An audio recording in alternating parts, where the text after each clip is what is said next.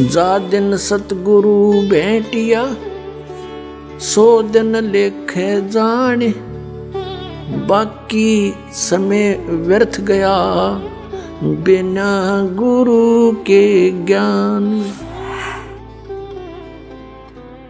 तो पुण्यात्माओं, जिस दिन आपका आध्यात्मिक जन्म होता है वो आपका वास्तविक जन्म है इस पृथ्वी मंडल पर। फागुन की अमावस्या 17 फरवरी 1988 को इस दास को उपदेश मिला, इस दास का आध्यात्मिक जन्म हुआ। तो कहते हैं गुरु मेहर करे तो काग से हंस बना दे। उन्होंने अपनी मेहर से इस दास को, कव्वे को हंस बनाया और कहा कि आज के बाद तू उपदेश दिया करेगा। वो तो अंतर्यामी थे, समझ गए कि चिंता ना करना, तेरे साथ रहूंगा, तेरे साथ मेरा आशीर्वाद सदा बना रहेगा। और फिर कहा कि विश्व में तेरे समान संत नहीं होगा। नौकरी त्याग दी।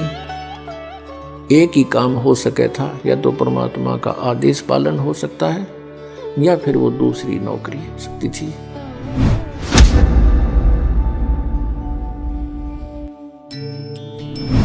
धीरे धीरे परमात्मा की दया हुई, परमेश्वर ने आशीर्वाद दिया, गुरुदेव ने उपदेश दिया, नाम देने का आदेश दे दिया, दीक्षा देने का।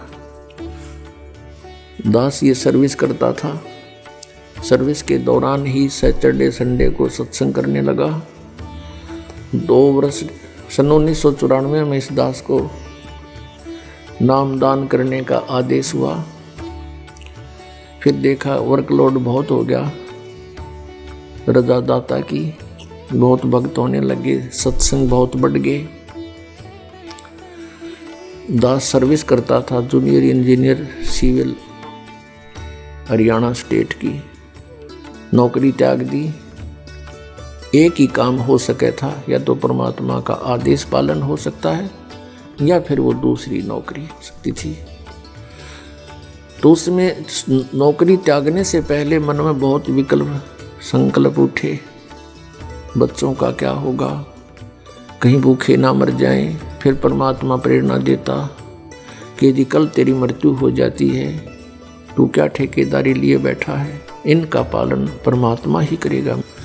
इस तरह की बहुत सी उतार चढ़ाव के बाद फिर परमात्मा ने दया बख्शी, या सेवा दे दी, मजदूरी दे दी इस दास को, उसके बच्चों को जगाने की, उन धनियों को जगाने की।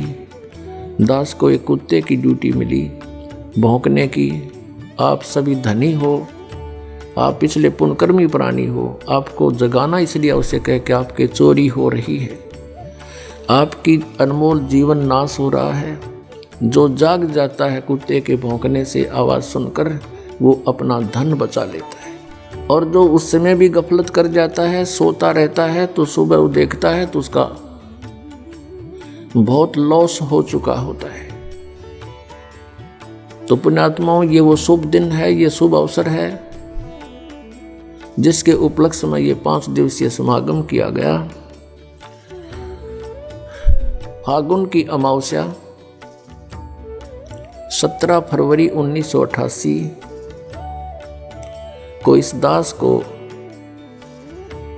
उपदेश मिला, इस दास का आध्यात्मिक जन्म हुआ। उस दिन के बाद एक नए जीवन की शुरुआत हुई। आत्मा में न्यारी उमंग हुई। दिन रात भक्ति, मालिक की वाणी, सतगुरु का संग करने लगा।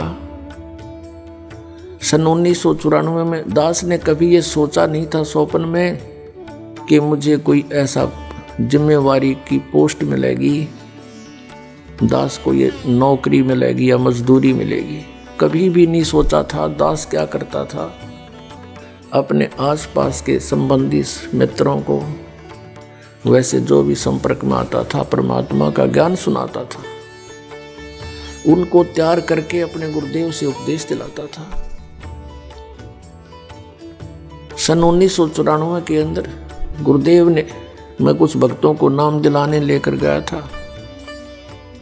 ऐसे बैठे थे बरंडे में, सामने सैकड़ों भक्त विद्वान थे। उस समय मेरे पूज्य गुरुदेव जी की आयु लगभग 105-6 वर्ष की हो चुकी थी और इतना सुंदर चेहरा था, लाल शरीर था। 104 वर्ष की आयु में उनका चेहरा देखने योग्य था, वृद्ध अवश्य हो गई थी।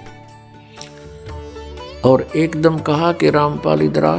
मैं बहुत पीछे बैठा था, दास की हिम्मत नहीं होती थी उनके सामने, क्यों डर लगता था कि सतगुरु के दरबार में मेरी थर थर कांपे दे और ना जाने किसी बात पर मारा टूट न जावे दे, कोई ऐसी गतिविधि ना हो जाए जिससे गुरु जी क्षुब्ध हो जाए। इसलिए दास बहुत डर कर रहता था।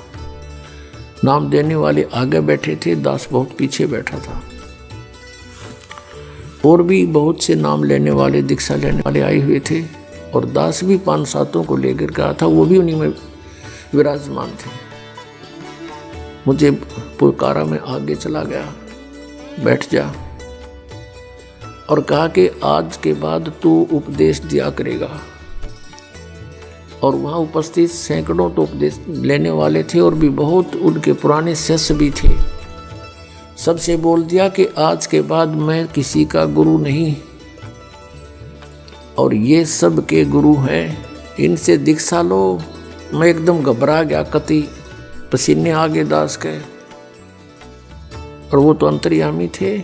मैं इस चीज़ से डर गया कि इतने जिम्मेवारी की चीज़ कदे दादा ने करी ना परदादों ने करी नहीं, कि तो देखा नहीं, अनुभव नहीं ऐसा। वो तो अंतर्यामी थे, समझ गए कि चिंता ना करना, तेरे साथ रहूंगा, तेरे साथ मेरा आशीर्वाद सदा बना रहेगा। और फिर कहा कि विश्व में तेरे समान संत नहीं होगा। ये सब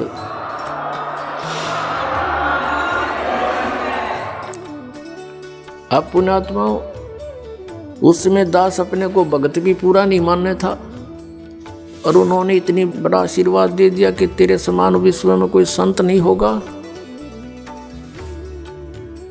तो कहते हैं गुरु मेहर करे तो काग से हंस बना दे। उन्होंने अपनी मेहर से इस दास को, कव्वे को हंस बनाया, अपने ही आशीर्वाद से संत बनाया। उस समय हमारी बाल बुद्धि थी, ये बात समझ में नहीं आई कि मेरे जैसा एक तुच्छ प्राणी और विश्व में मेरे समान कोई संत ना होगा। ये बात गले नहीं उतर रही थी, लेकिन गुरु की जो वचन है वो उसमें दोष भी दिखाई नहीं देवा था। जैसे कोई छोटा बालक होता है और उसको कोई कहता है कि बेटा वो पेन ला, वो जैसे पेन रखा होता है, ये पेन रखा हो और वो बच्चा उठा लेता है, वो पूछता है डैडी ये क्या है, पिताजी ये क्या है। पिताजी कहता है बेटा पेन है। वो कहता है कि पेन है, पेन है, और इस बात को कहते कहते उसको रख के वो और खेल लग जाता है।